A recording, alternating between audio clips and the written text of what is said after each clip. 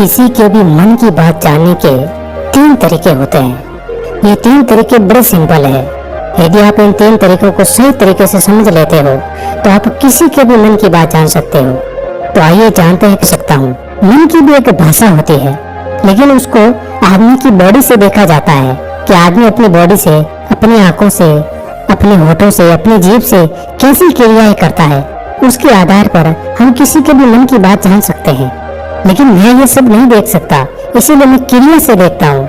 यदि मुझे कोई बात जाननी हो तो अगले आदमी को कुछ काम देना पड़ता है, और वो आदमी कैसे काम करता है, किस तरीके से करता है, उसके आधार पर मैं उसका पता लगा लेता हूँ कि उस आदमी के मन में क्या चल रहा है। उसके बाद वो अंधा आदमी राजा साहब को कहता है कि राजा साहब, किसी के भी आदमी के मन की बात जानने से पहले हमें अपने ऊपर काम करना होगा, और वो काम है अपने मन को शांत करना, अपने मन को वर्तमान में लाना पड़ेगा। 3 जो तरीके हैं वो तरीके बड़े सिंपल हैं, लेकिन उससे पहले सबसे बड़ा जो काम है वो हमारे मन को एकाग्र करना होता है। हम अपने मन को एकाग्र कर देते हैं या फिर उसको वर्तमान में ले आते हैं, तो उसके बाद ही हम अगले के मन की बात जान पाते हैं। क्योंकि अगला जो आदमी है वो अपने मन में वर्तमान में सोच रहा है, और हमें भी अपने मन को वर्तमान में लाना होगा, तभी हम उसके मन की बात जान पाते हैं। यदि हम अतीत में हुई घटनाओं के बारे में सोच रहे हैं तो वो जो अगला आदमी वर्तमान में सोच रहा है, वर्तमान में अपने मन में बात कर रहा है, वो हम कैसे जानेंगे। तो किसी के भी मन की बात जानने से पहले हमें हमारे मन को एकाग्र करना होगा और वर्तमान में लाना होगा। उसके बाद ही हम ये 3 तरीके जो बताने वाला हूँ, उन 3 तरीकों से बड़ी आसानी से किसी के भी मन की बात जान सकते हो। उसके बाद वो अंधा आदमी कहता है राजा साहब, उसमें से पहला तरीका है आंखों पर ध्यान देना। किसी व्यक्ति से बात करते समय उसकी आंखों में ध्यान देना सबसे ज्यादा जरूरी है। आंखें बोलती नहीं पर बहुत कुछ कह जाती है। यदि हम किसी व्यक्ति के आंखों के इशारे को समझना सीख जाए तो हम जान पाएंगे कि व्यक्ति के दिमाग में क्या चल रहा है। मेरे पास तो आंखें नहीं है, लेकिन मैंने अपने गुरु से ये विद्या सीख रखी है। बहुत सालों पहले मेरे पास आंखें थी, उस समय मैं लोगों के मन की बात अपनी आंखों से ही जान पाता था। आपको किसी के आदमी की आंखों के अंदर बहुत सी बातों को गौर करना होगा, जैसे कि वो कैसे आंखें झपका रहा है, वो किधर देख रहा है।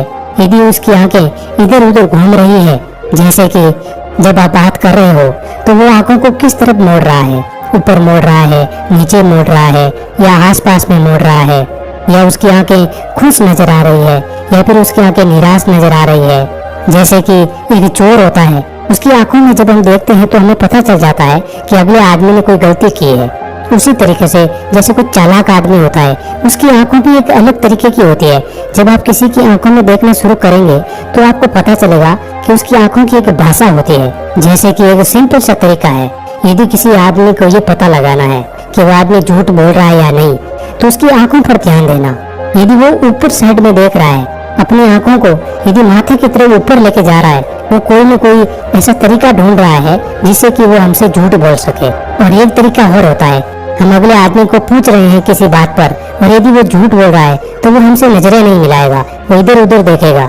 यदि वो हमसे नजरें मिलाएगा, उस अगले आदमी को डर रहता है कि कहीं मैं उसके अगले की आंखों में देखूंगा और मेरी सच्चाई का पता न चल जाए। तो ऐसी कुछ और भी भाषाएं होती है। जब आप आंखों में देखना शुरू करेंगे तो आपको धीरे धीरे ये बातें समझ में आने लगेगी। दूसरा तरीका है चेहरे के हाव भाव। मन की बात को समझने के लिए चेहरे के हाव भाव को समझना बहुत जरूरी है। कभी कभी कोई व्यक्ति अपने चेहरे से, जैसे आंख, होठ और बाहों से बहुत कुछ कह जाता है। यदि आप किसी व्यक्ति के चेहरे में गौर करेंगे तो आप आसानी से समझ पाएंगे कि व्यक्ति निराश है या उदास है या फिर खुश है। वो अपने अंदर क्या फील कर रहा है, उसका चेहरा बोलता है। चाहे इंसान जुबान से कुछ बोले या ना बोले, लेकिन उसका चेहरा सब कुछ बता देता है। जैसे कि यदि 10-15 आदमी खड़े हो और वहाँ पर कोई पुलिस आ जाती है, तो जो चोर होता है वो अपने आप उसके चेहरे से पता चल जाएगा कि ये चोर है। उसका चेहरा उतर जाएगा, वो निराश हो जाएगा, वो इधर उधर देखना शुरू कर देगा, उसका गला सूखना शुरू हो जाएगा, वो साफ तरीके से बोल भी नहीं पाएगा। तो ऐसे कुछ तरीके होते हैं, उनको हमें समझना होता है। आपने कभी ध्यान दिया होगा कि यदि कोई आदमी हमसे झूठ बोलता है तो उसका गला सूखना शुरू हो जाता है, वो बार बार अपने गले को गीला करता रहेगा या वो पानी पीने लगेगा। तो झूठ बोलता है, उसके कुछ चेहरे पर हाव भाव आ जाते हैं। तो इसी तरीके से हमें आदमी के चेहरे को पढ़ना होता है कि उसकी बाहें क्या कर रही है, उसकी आंखें क्या कर रही है जब हम उससे बात कर रहे हैं। और तीसरा तरीका होता है हाथ के इशारे और बॉडी लैंग्वेज को समझें। मन की बात को समझने के लिए हाथों के इशारे और बॉडी लैंग्वेज को समझना बहुत जरूरी है।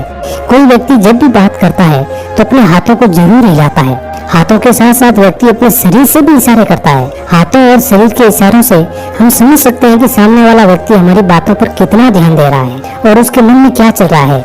बॉडी लैंग्वेज को देखने के लिए उसके हाथ मटकाने, शरीर मटकाने, झुकने, बैठने, मुड़ने, बार बार हाथ चेहरे पर लाने, हाथों को एक दूसरे से मसलने, ऐसी बहुत सी क्रियाएं होती है, उस पर हमें ध्यान देना होता है। मन की बात को समझने के लिए हमें बॉडी लैंग्वेज को समझना पड़ता है।